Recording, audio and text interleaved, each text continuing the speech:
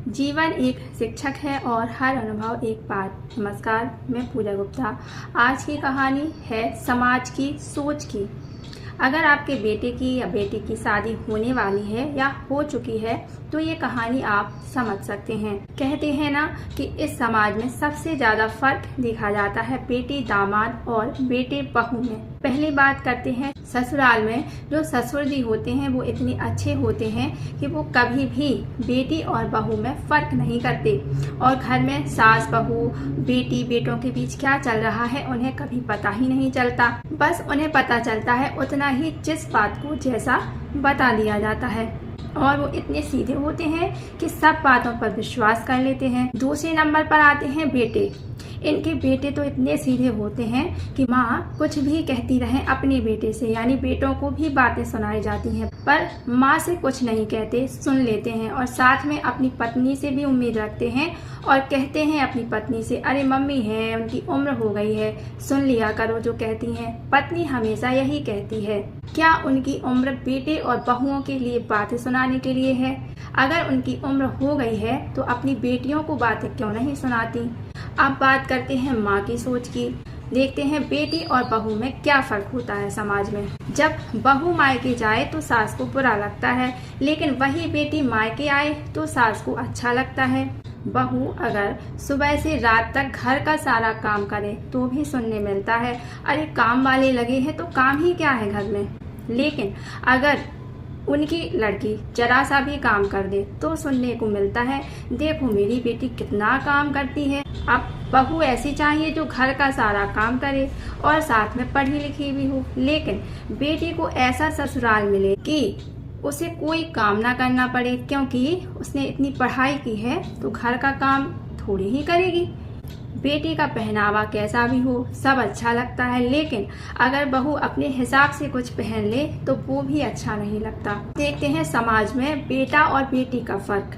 अगर बेटा अपनी मर्जी से चले, अपने हिसाब से फैसले ले तो कहा जाता है बहू ने बिगाड़ दिया है, लेकिन अगर दामाद अपनी बीवी यानी बेटी की हर बात माने तो वाहवाही होती है, वाह मेरी बेटी को कितना मान देता है, कितनी बात मानता है। बेटा बहू अगर कुछ भी लेकर जाए माँ के लिए तो माँ को कभी खुशी नहीं होती, उसमें भी कमी निकाल दी जाती है। वहीं अगर बेटी कुछ भी लेकर आए तो सबको खुश होकर सुनाती है वो माँ।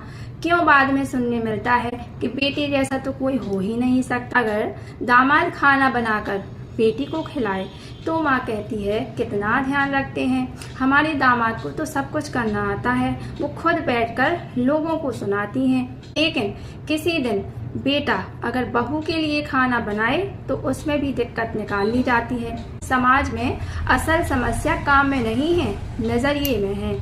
अब समाज में देखते हैं मिलने जुलने का फर्क।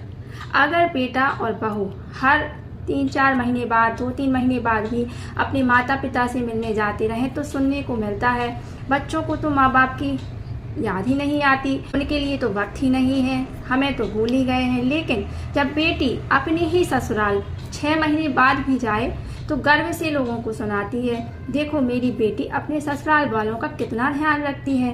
अब देखते हैं समाज में जो उठने बैठने वाले लोग हैं उनकी क्या सोच होती है। इन्हीं बातों की वजह से गांव गली और रिश्तेदारों में भी यही बातें हो जाती हैं कि देखो इनके बेटे बहू कितने बेकार हैं, माँ बाप की सेवा ही नहीं करते। अब हमारे यहाँ ऐसा नहीं होता वैसा नहीं होता, बेटी और बहू को ही क्यों कहा जाता है? क्या बेटी से भी नहीं कहा जा सकता? बेटियों को नहीं सिखाया जा सकता? अब समाज में बहू का क्या विचार है? बहू कहती है हाँ मैं भी एक माँ हूँ, समझती हूँ, माता पिता को अपने बच्चों की याद आती है, बच्चे भी चाहते हैं कि वो अपने माँ बाप के साथ रहें, लेकिन माता पिता को भी समझना होगा कि बच्चे दूर रहते हैं, उनकी भी अपनी जिम्मेदारियां होती हैं। अगर वो हर महीने घर आते रहे तो बाकी उनकी जिम्मेदारियां कौन निभाएगा?